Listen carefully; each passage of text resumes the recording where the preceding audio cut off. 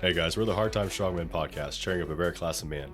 And today, I'm really excited about this episode. We are digging into homesteading, specifically cast iron cooking, cast iron cookware.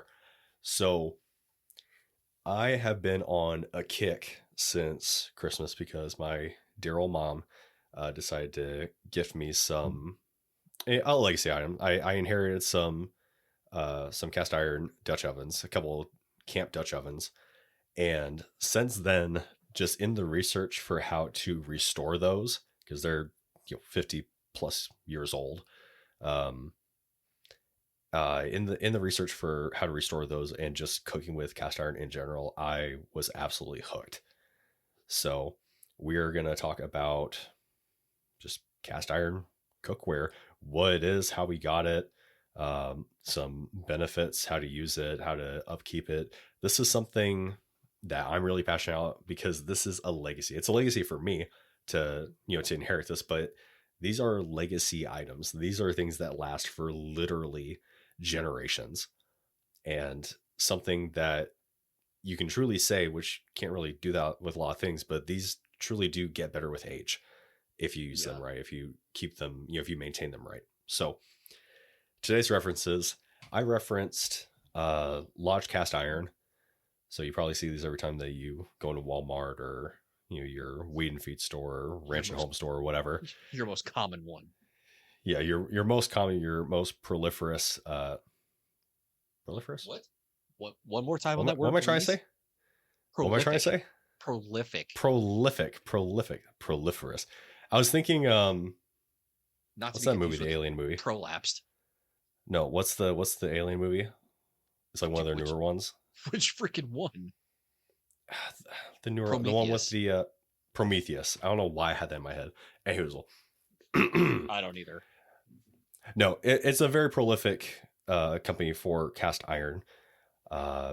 Get Prepped, which you actually told me about. Yep. In the pre-show. Yep. Which is how you got into cast iron.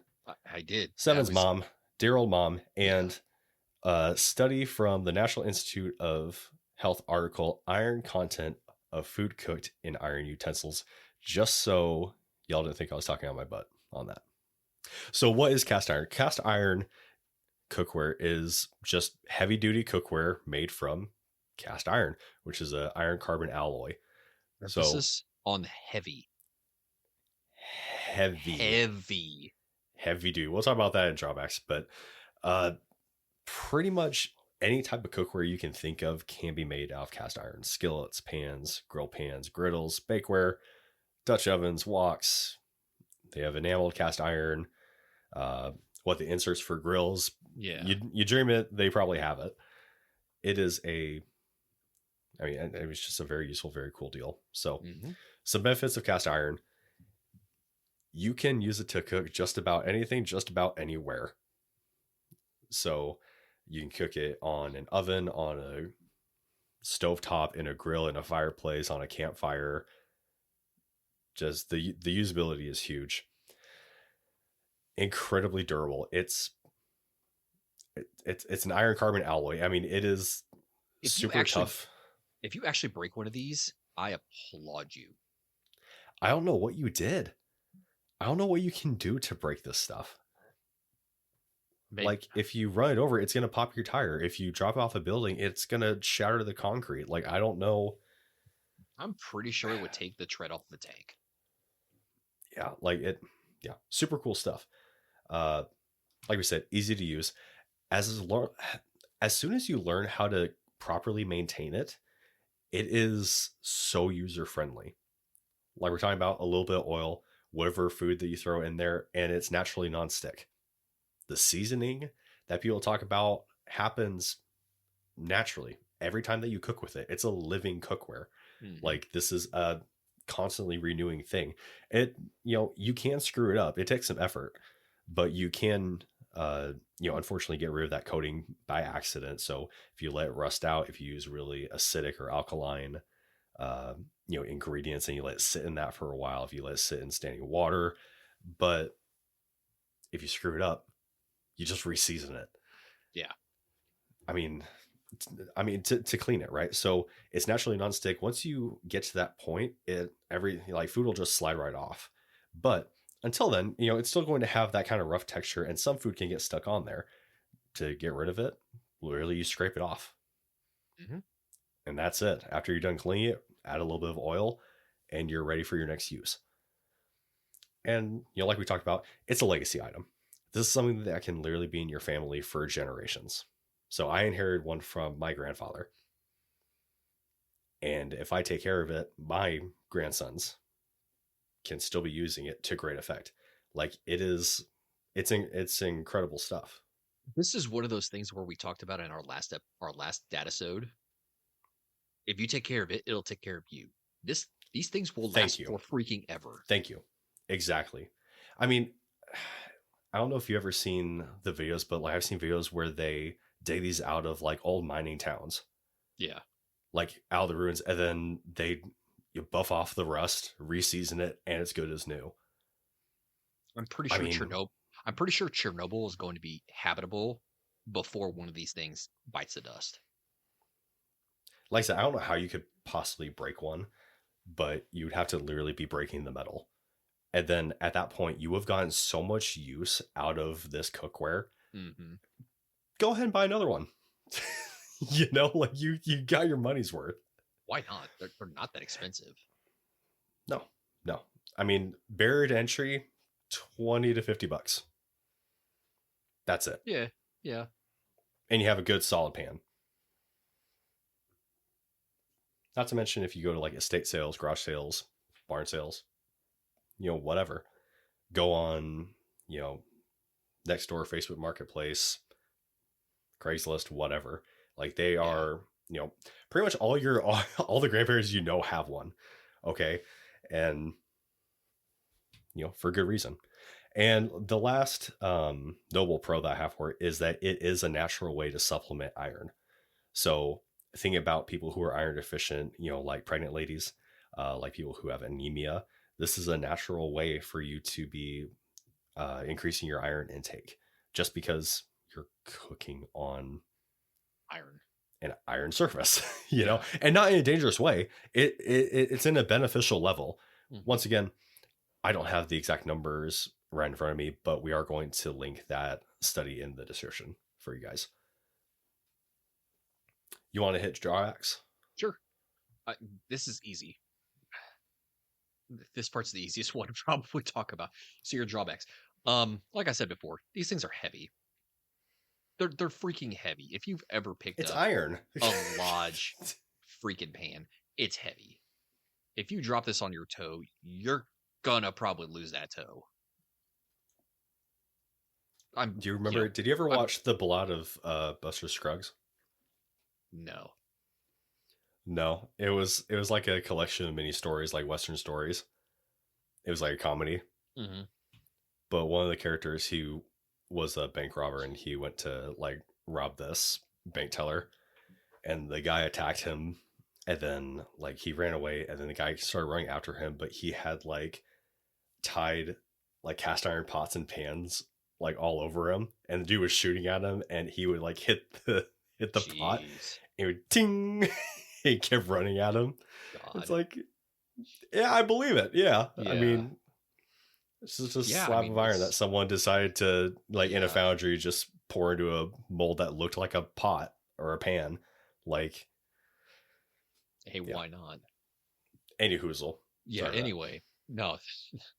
Next point we've got is that they're bulky. I mean, depending on the size and the item that you are trying to lug around, they're big. They're big, they're bulky, they're heavy. Man, emphasis on freaking heavy. These things, go get one. Just go get one. And the only downside, and this is arguably not really a drawback, it's more of a benefit. This is arguable. Yeah. Arguable. Yeah. It needs occasional maintenance, meaning you need to like scrub it out, reseason it. It's very, very, very occasional that you need to completely reseason the pan. Well, this is something that even not something that just like completely reseasoning. This is just something that's going to need, just like routine maintenance. So Right. you're cleaning, make sure there's no rust, make sure you're seasoned. I mean, this is part of the drawback of having stuff that will last a long time is that you need to take Hmm. care of it. Yeah. Right. And as far as the size goes, we talked about a little bit all the different types of Hmm. cookware that you can get, but I've even seen like single egg Yeah. little pans. Yeah. Those little pans. And I've seen the tiny Dutch ovens. yeah, I mean, it's like, so think about it, right? If you're just a single dude or a single gal, Why not? whatever, Yeah. that doesn't hurt you at all, Yeah. like I wouldn't take it backpacking, but No. No. you know, like there's a lot of flexibility here. Okay, and then getting started with cast iron cookware. This So this is something you already hit, but like we said, you can inherit this stuff. You can go to estate sales, garage sales, Facebook Marketplace, getprep.com. Well, what was the one for Lodge? It was lodgecastiron.com. You can get them on Amazon. They're all over the place. There let's is, just say Walmart, your ranch yeah, stores, like Bucky's. Bucky's. Yes. Bucky's has so much cast iron. It's kind of funny. Um, The only like, barrier to entry with the cast iron cookware is price. And even that isn't even a barrier. I mean, hell, when I did the prep, I actually just looked them up just now. Their two cast irons sets are $169, which for for something brand, that'll last for, and they're pre-seasoned, right? yeah, they're pre-seasoned. They're Yeah, you pre-seasoned don't even have to meticulously to the season point it. of where they are non-stick, period. It's like cooking with professional cookware. This stuff just slides right off. I cooked eggs in this thing. They were done in like 2 minutes. And I just went Nice. underneath them and they just fluttered. Like they're crazy. I love that stuff. I love Lodge cast iron too. I actually inherited my first one from the barracks. I moved into a new barracks room. What? You remember the the drawers underneath the beds? There was one in Okay. there. There was not. There was. I opened it up. Are There's you one in there. I kidding me? went, what the hell? It was a little rusty. So I just took it, like stuck it in the sink, a little bit of Dawn, scrubbed that crap out, That's so oil, frustrating. re-seasoned it. You I had just that. found one. I had that until I moved here and got the prep stuff, Mm, and then I gave it to Goodwill for somebody else to inherit. that's so. Oh, that's so nice. That was Okay, amazing. so I literally just looked at Lodge online. 12-inch cast iron skillet, $30. Yeah, yeah. Pre-seasoned. Hmm. No sweat. And if you go to like a garage sale or something, if they're selling it, they don't know how to use it or they don't care. They'll give it to you for like $5-10. Dude, take it, Like, take it all yeah. day. I I mean, would even take if that. not for I would you, take that, like use re-season that it, as a and sell legacy it. item. Yeah, I was say, or sell it. I mean, yeah. Great. So barrier for entry, find one. yeah. Just Find open your eyes and go outside. That's literally all you have to do. You'll well, find them. well, and what I love because I've talked to coworkers about this even like I like this last week I've been on a kick, so I've been talking to everybody about it after I did my research, but literally you can't screw this up.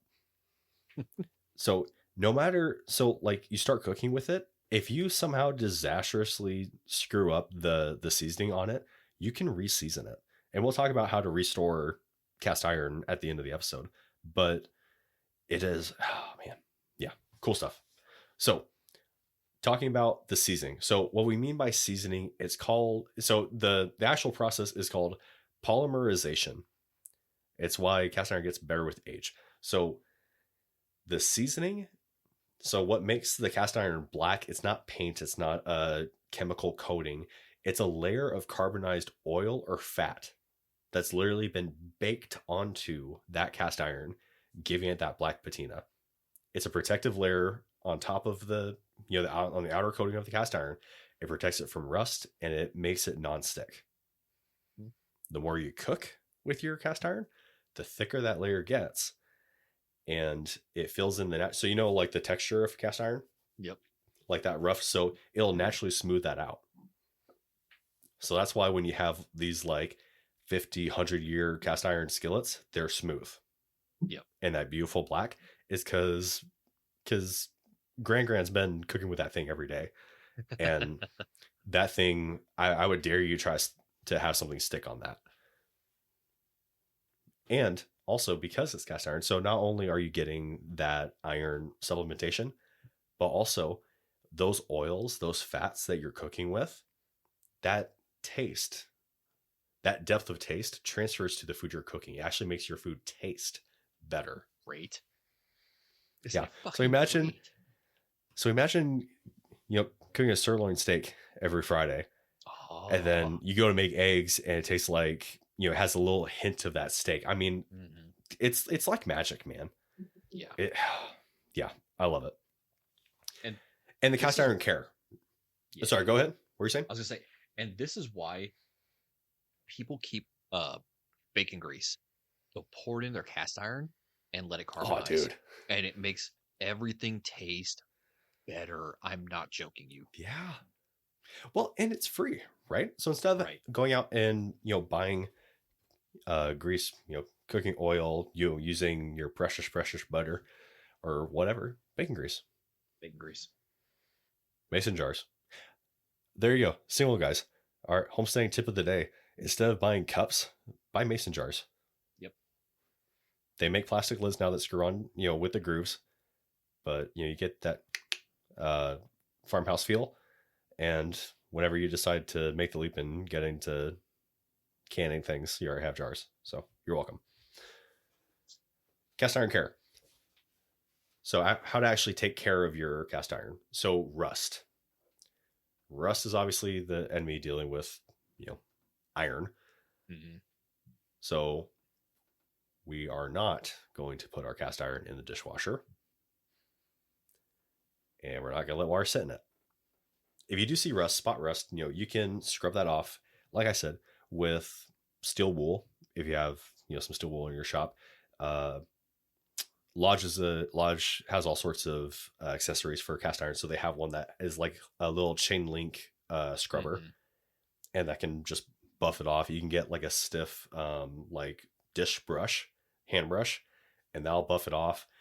If something is really like caked on there, you can fill it with water, have it simmer for like an hour, dump the water out, that'll soften up and you scrub it off. After you're done getting all that rust off, lightly oil it. Because more often than that, it's just going to be surface stuff. It's not going to be like, super deep. So lightly oil it, you should be good to go. It takes a lot for rust to go beyond surface deep, especially on a piece of solid iron. A long, long time. Yeah. I'd be very, very surprised if you were able to do it. Mm-hmm. Seasoning, we'll talk about seasoning a little bit more. Like I said, we, will naturally season the cookware as we're cooking. But then when people normally talk about, seasoning cast iron, they're talking about oven seasoning, which is its own process. Mm-hmm. And cleaning, clean by hand or with a brush, scraper, what have you. You can use a little bit of soap. That's not going to hurt the seasoning. I know a lot of people do a hard and fast no soap, but that's not necessarily true. You can do a little bit. Don't like just dump the whole freaking thing of Dawn dish soap in there and go to town. That's obviously not the right way to do it, but in moderation should be fine. More often than not, you're just going to need water and some elbow grease and then lightly oil it afterwards. So after you're done scrubbing and washing it out, dry it promptly. And then with either paper towels or a lint-free towel. You can also, if you want to, throw it on a burner on low, just to be absolutely sure that it's dry. That's what I do. That's the lazy way. Rinse it out, scrub it out. Absolutely the way to do it. Yeah, absolutely the way to, because I dry it off with a paper you can't towel, get it wrong. There, heat it, and then once it's done heating, I let it cool down and oil it. That's it. But cast iron is incredibly good at maintaining temperature. Right. Oh, it's insane. So it's all, so think about it. The whole thing is a cooking surface, the handle, everything. It's made in a foundry. Like the whole thing is cast iron. So you throw it on a burner, the entire thing is getting that heat. So yeah, great tip. That being said, Hard Time Strong Men strongly endorses, while handling cast iron that's been heated, use a freaking towel or an oven mitt. Don't use your bare hands.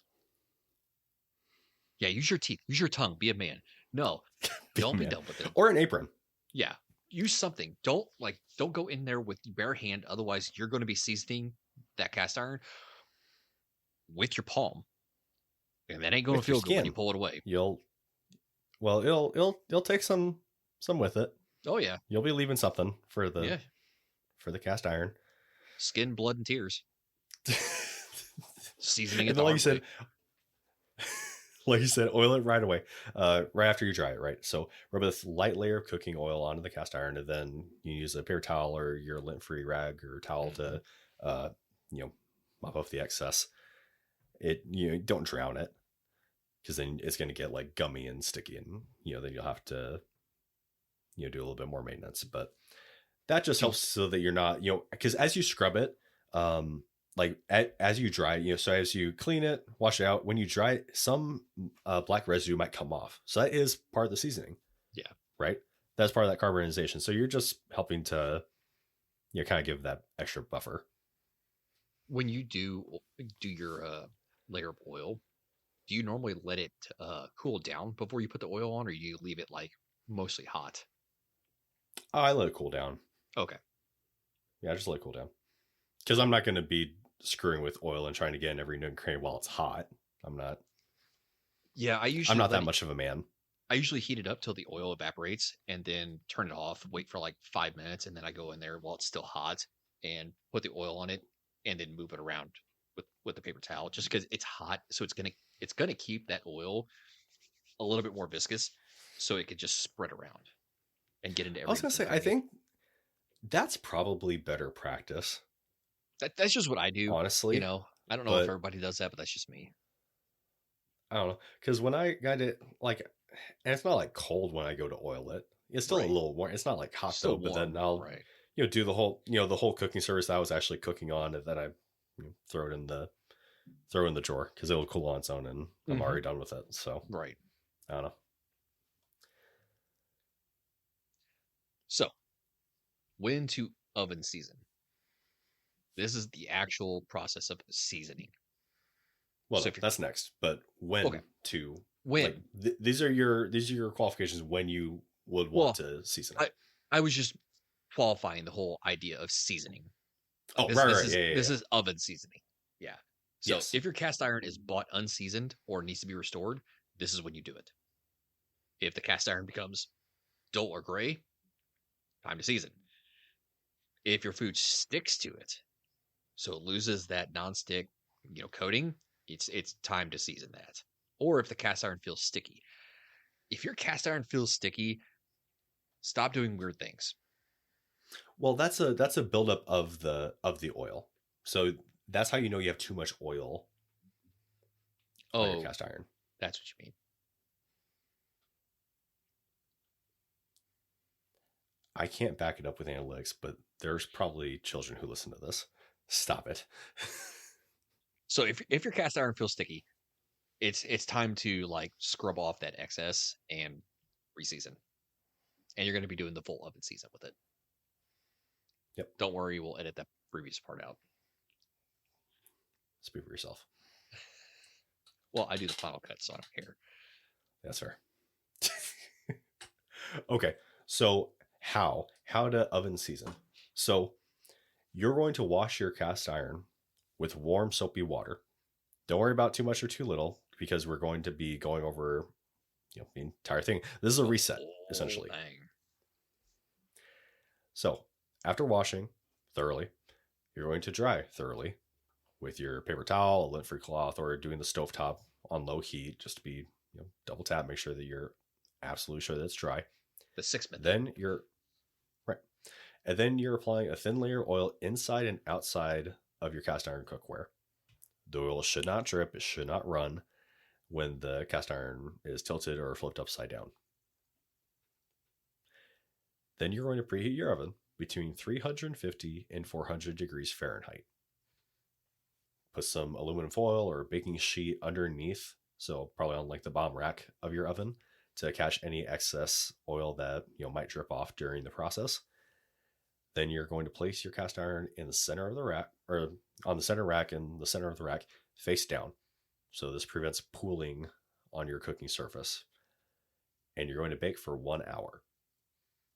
Let the cast iron cool in the oven. This allows the seasoning to cure and adhere to the cast iron. If you need to do this multiple times, then it's the same exact process. Hey guys, Seven from the Hard Times Strongmen podcast here to bring a quick word from our newest sponsor, Blackbeard Fire Starters. We first saw Blackbeard Fire Starter a few years ago, and after seeing what the product can do, it's been our kit ever since. Their fire starter rope and their fire plugs are windproof, waterproof, dummy proof. They have an insane burn time, and like anything else that they offer, it just works. Besides their fire starters, they offer an arc lighter, ferro rod, stormproof matches, basically anything that you need to get a fire started. To better equip you, we cherry-picked their inventory and made our Hard Time Strongman Fire Kit. Basically, our essentials kit for anything that you could need to get a fire started. But besides that, they're offering 10% off anything in their store when you use the code STRONGMEN. We love the guys at Blackbeard Firestarter. We love what they're doing. We trust them and we trust their products, and we honestly can't recommend them enough. Make sure to check them out online at blackbeardfire.com or on Instagram at blackbeardfire. Huge shout out to the guys at Blackbeard Fire for working with us and for bringing the fire. As always, guys, stay in the fight.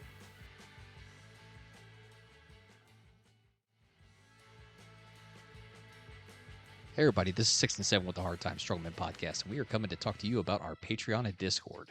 Hey guys, our patrons get early access to all of our episodes. They get all of our exclusive pre and post shows, all of our spicy takes, all of our rabbit holes that we go on, everything that we want to include in an episode, but we can't because we need to stay on topic. And soon enough, we will be offering digital downloads, guides, everything that we've been working on in the background will soon be available to our patrons. So make sure to check it out. And come hang out with us on Discord. Speaking of the spicy stuff, this is where we discuss most of it. Once you're there, you'll get access to all of our in-depth discussions, including stuff like homesteading, fieldcraft, medical, camping, communications, shooting. You like ARs? Come talk to us about it. You like 4x4 vehicles and prepping? Come talk to us about it. You like tannerite, thermite, napalm? Come talk to us about it. All of the campfire talks that would get us kicked off of other platforms, it's right there in our Discord. Come join our community. We're active on Discord every day. We're interacting with members constantly. We have guys from every walks of life coming to contribute their expertise to all of these various fields and subjects that we've been talking about. Come join the Discord. Come join the Discord. Join our community. Build up that better class of man. Now back to the episode.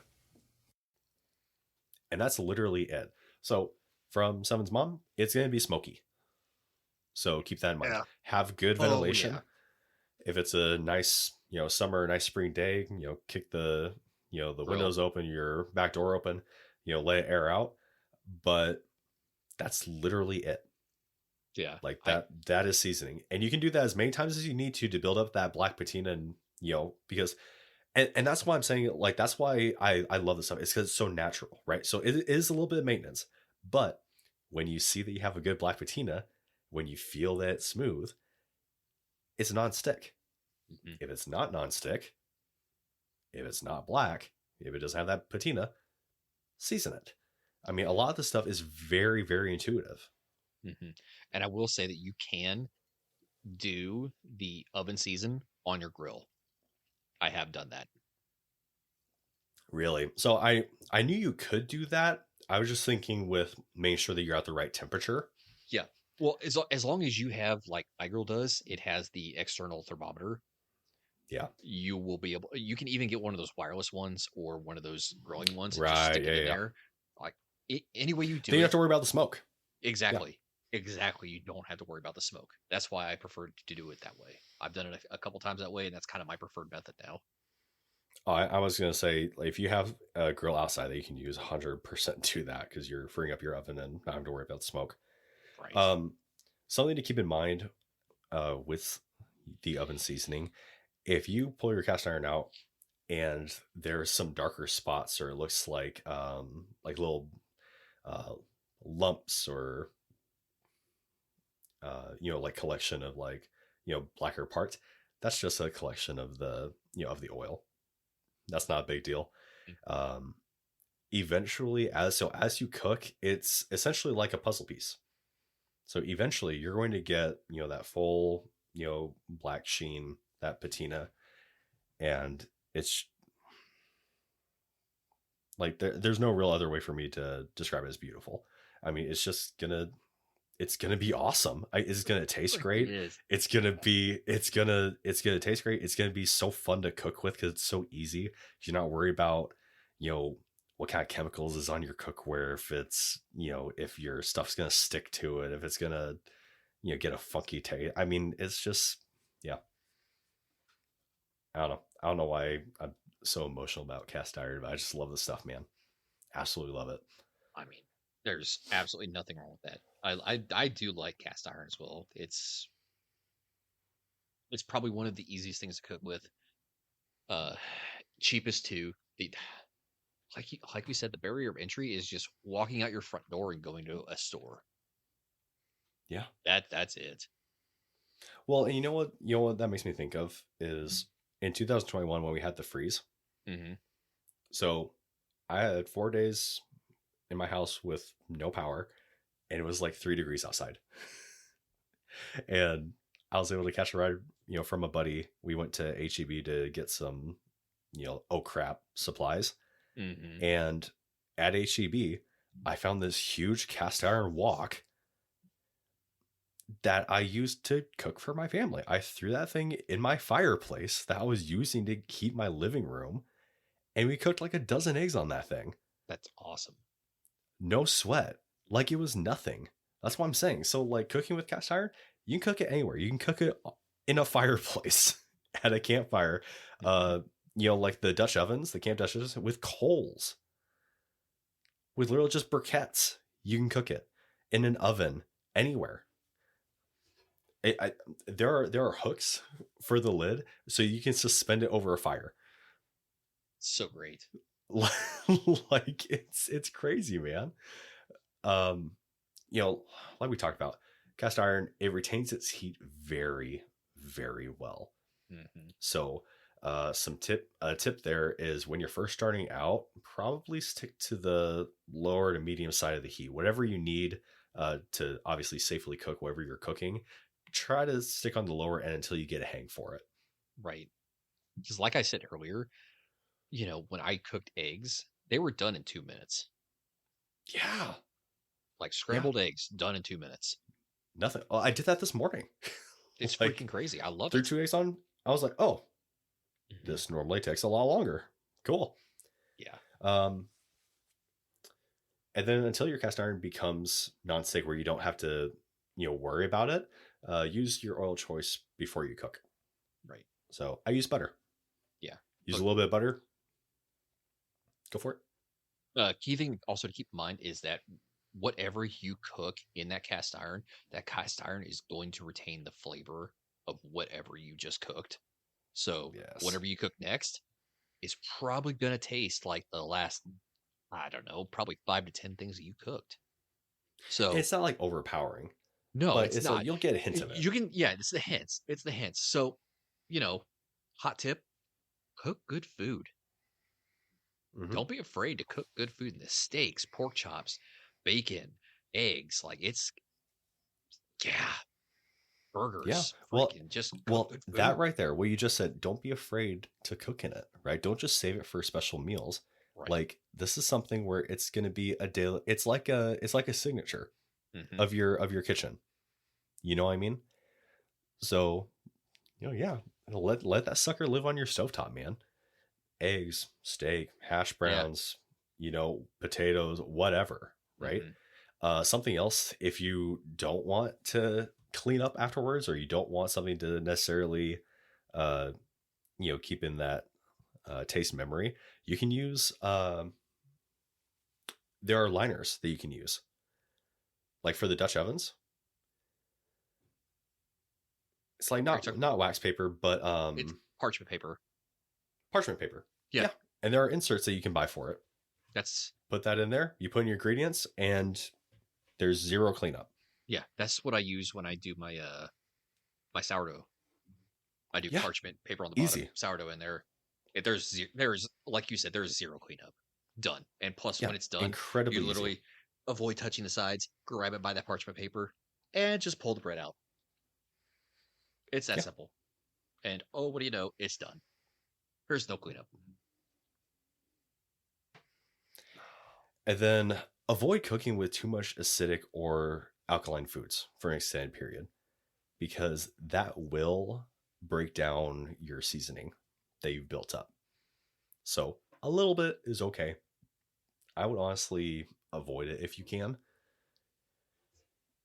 but that depends on what you cook. If that's a staple in your house, then maybe have one set that's for that, and then you just have to be more diligent with keeping that seasoning up. Yep. But I one or two dishes isn't gonna kill the seasoning on your on your cookware. I have used cast iron. One of my cast irons is actually exclusively for cooking salmon and other fish. Ooh, So nice. it So does. you're using that attribute of cast iron for Mhm. for whenever you cook Yep. fish, it's gonna taste better Yep. And nine because times you out of don't have 10, things that are contrasting.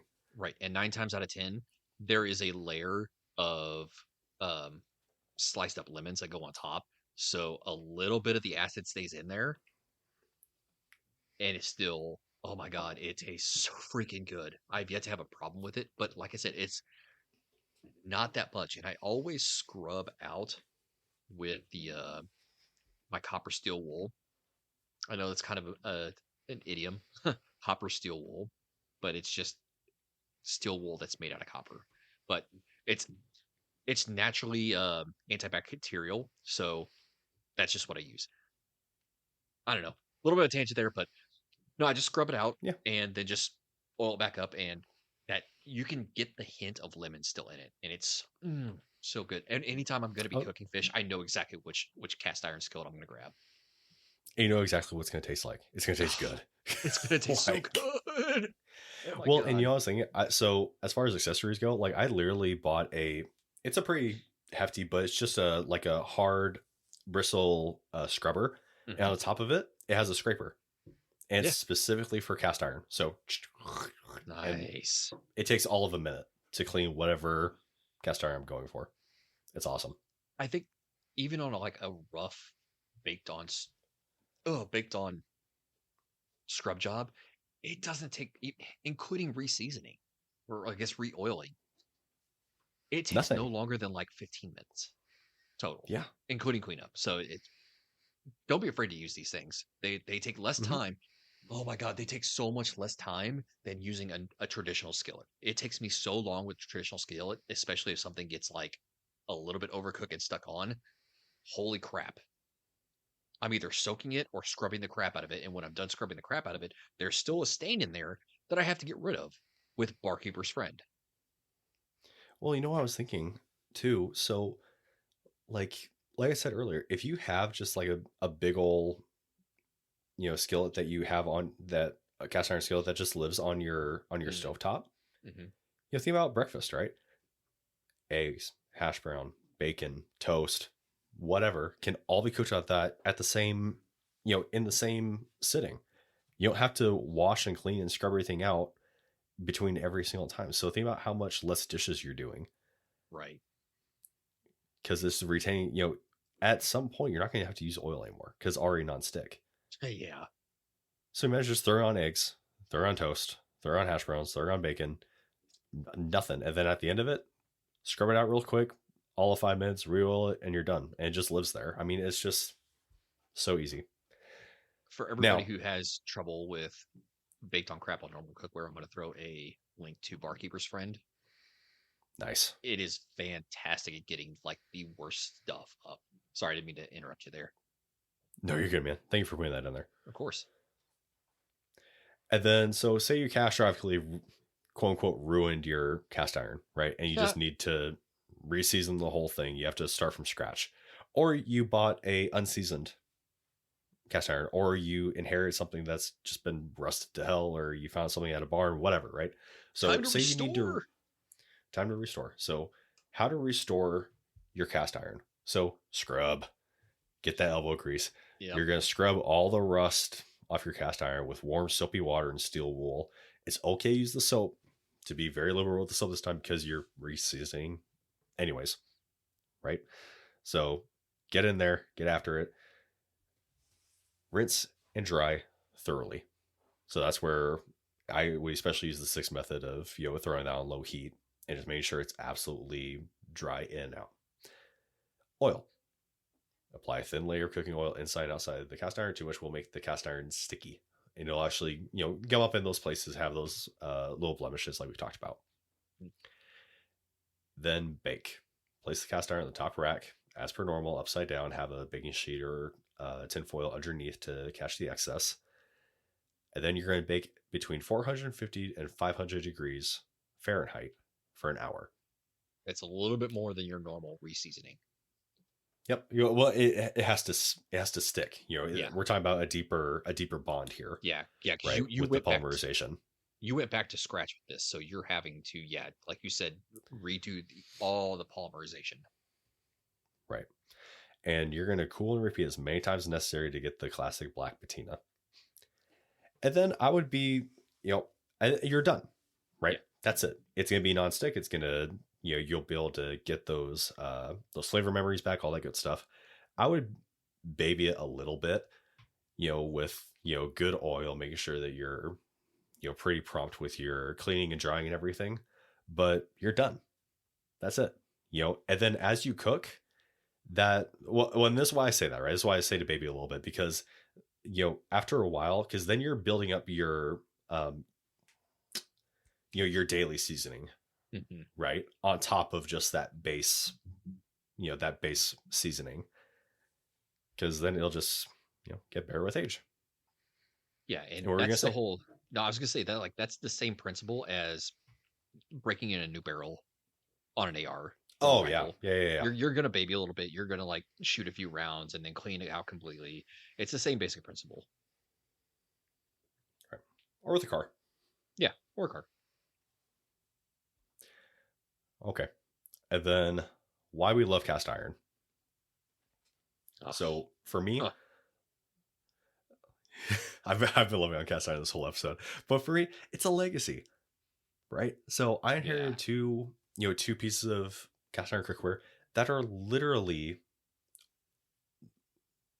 older than my parents, probably, 50 plus years old. And when I get done, cleaning them and, restoring them, it's going to be as good as new. And I have no idea how old those actually are. I just know when my grandfather got them. So this could be something that was, restored and, found in a barn somewhere prior to that. Who cares? This could be 100 years old. Yeah. I mean, it could be 100 years, a couple hundred years old. If I take care of these, my kids can use them. My grandkids can use them. I mean, there's something very, very special about legacy and items that you can inherit and pass on. Cast iron naturally, imbues that ownership and responsibility and maintenance that we talk about a lot. When you use this, you have to be responsible. You have to maintain it. It instills that ownership of that for you, which I think is really important for us to have, because especially in Western culture, we're so caught up in the consumerism crap that our society is currently in. Anything that we can do to break off of that and get back to, like more traditional times where like you own your stuff and you take care of it and you're willing to put in work, like we said, take care of it, it'll take care of you. I think that's a really good thing.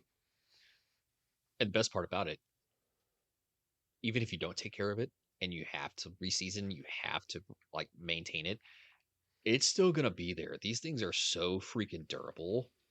Yeah. It's ridiculous. Not to mention the fact that you can use these things anywhere. Anywhere you have flame or heat, these things are good to go.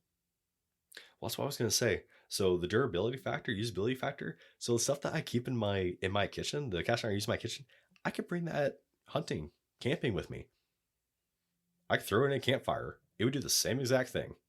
I wouldn't want to fine. would want to haul it out there, but yeah, Well, you well, could. of course not. But I mean, it's not going to care. It's like, No. oh, yeah, I'll cook that. Whatever, Yeah. regardless. You know, Oh, we're not in the cast iron kitchen. doesn't care. Oh, darn. Yeah, and it's natural and healthy, Mhm. right? So we're going back to this is a cast iron pot or cast iron pan or saucepan or whatever. It you don't have any crazy chemicals. There's no fluff, no worries of stuff getting in your food. The only thing that's going to get in your food is good stuff, i.e., iron, which you need. And I don't know, man. I'm loving more of these, these legacy items, this, heritage type stuff. And, this is such a big thing, especially for cooking. Cooking is such a social, cultural thing. Oh yeah. So I'm just thinking like, like grandma, having all her kids and grandkids in the kitchen with her, watching them grow as she's cooking the same. Like that's the one thing talking to my coworkers with cast iron. Oh yeah, my grandma used to make cornbread Yeah. in Yeah. cast iron. It's like, oh Cast my iron gosh, man, cornbread. Yep. imagine such a core memory that in Mhm. adulthood, like that's the first thing you think of when you hear that. And it's like, grandma's still freaking making that, dude. Like that's so cool. So cool. What was your favorite thing? What is your Mm. favorite thing rather about cast iron?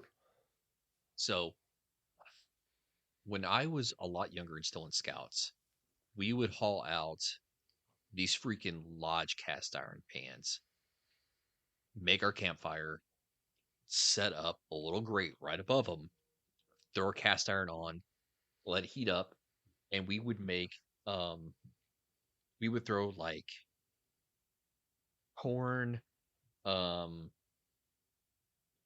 some veggies, and I think a steak inside of some tin foil, throw it on there, and dude, just let it cook.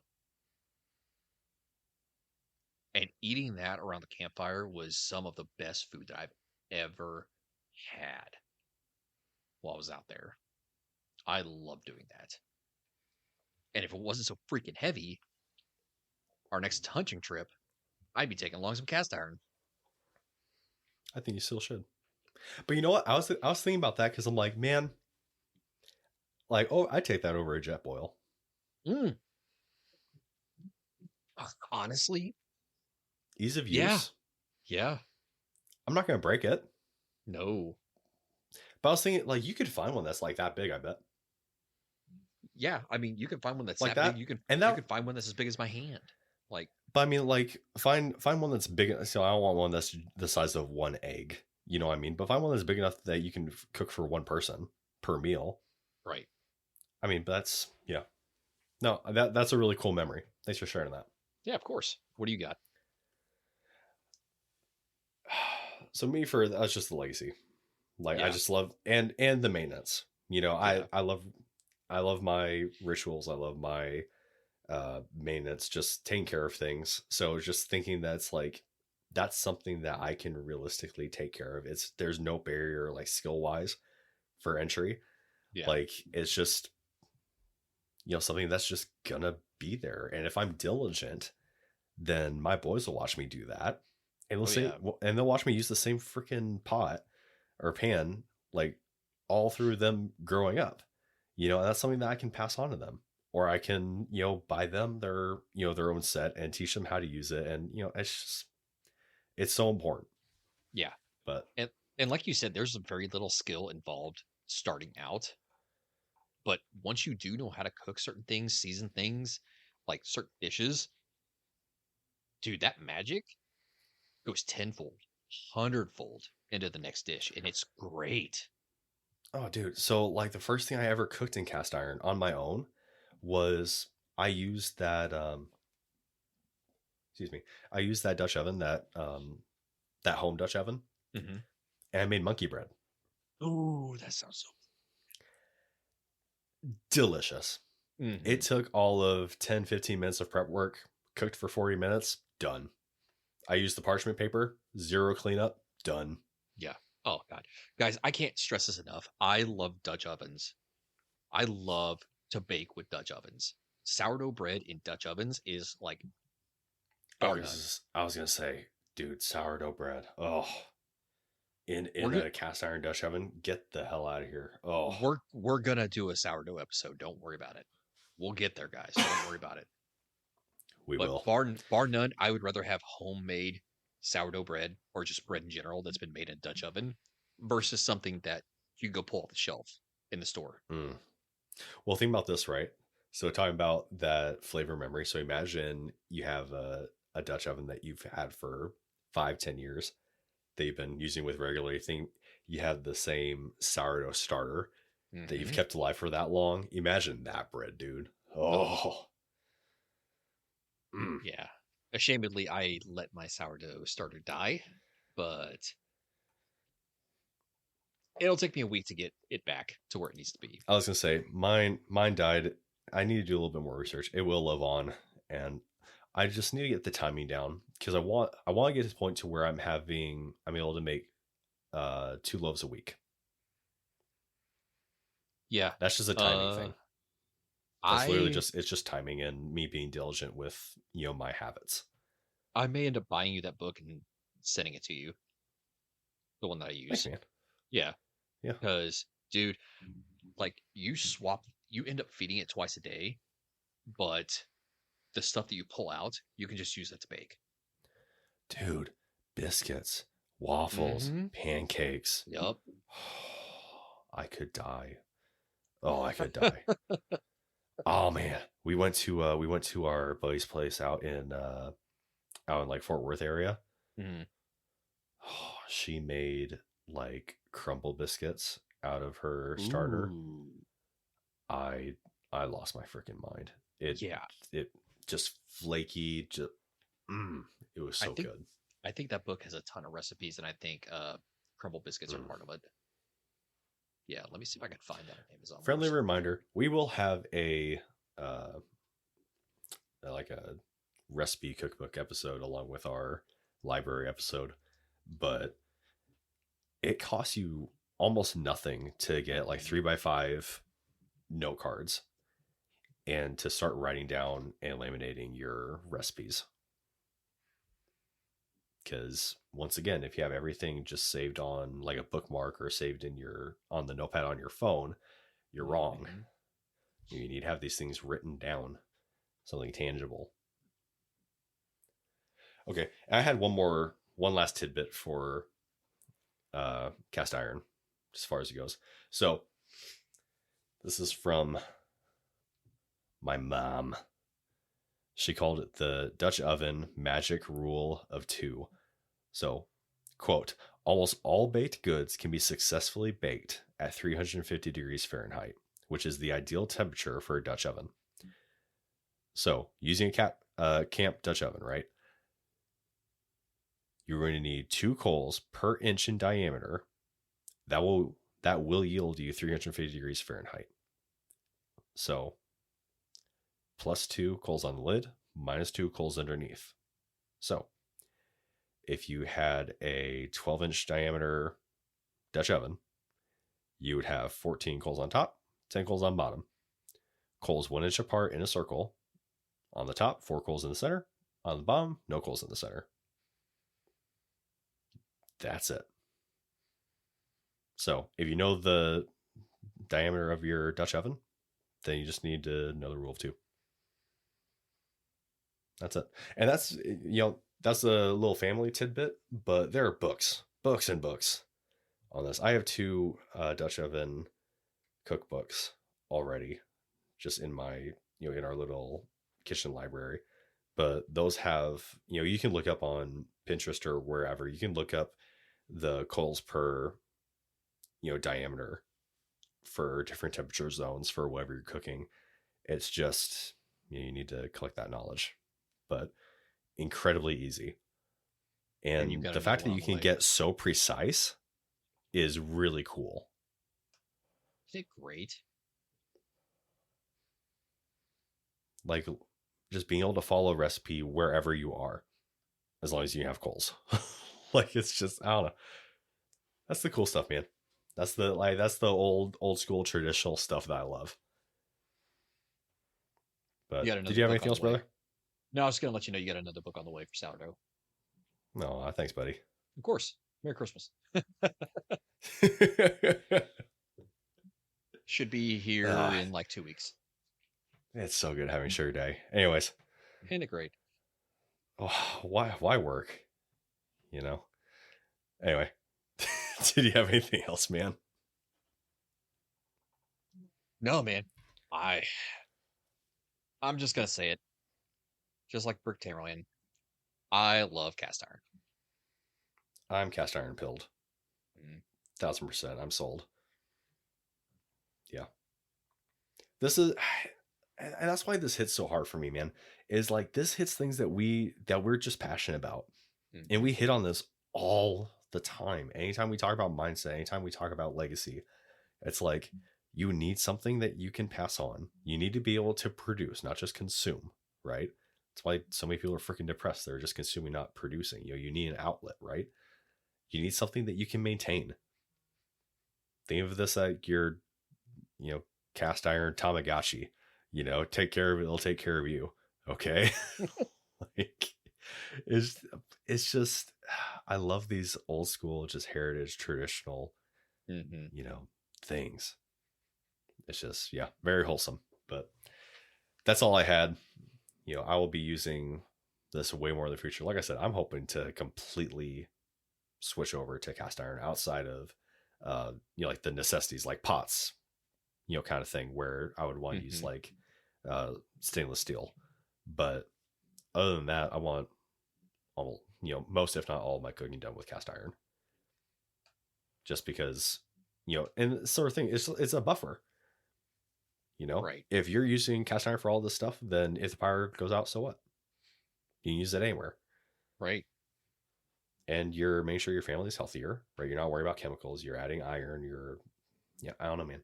It's just, it gets me right in the homesteading. Yeah, get you right there. Just God, makes you want to kick a fat kid at Kmart. You know what I mean? praise God, baby. You got anything else? I love Theo Vaughn. That was his last thought for the homesteading cast iron episode, is that he loves Theo Vaughn. No, dude. Outstanding. Much like Theo Vaughn, cast iron just gets better with age. God, I'll drink to that. Yeah, fair enough. Guys, we don't have anything else for you. We are the Hard Times Strongmen podcast, sharing of a bear class of man, here with another homesteading episode talking about cast iron. Thank you so much for listening. We appreciate you. Thank you for joining us. As always, stay in the fight. Stay in the fight.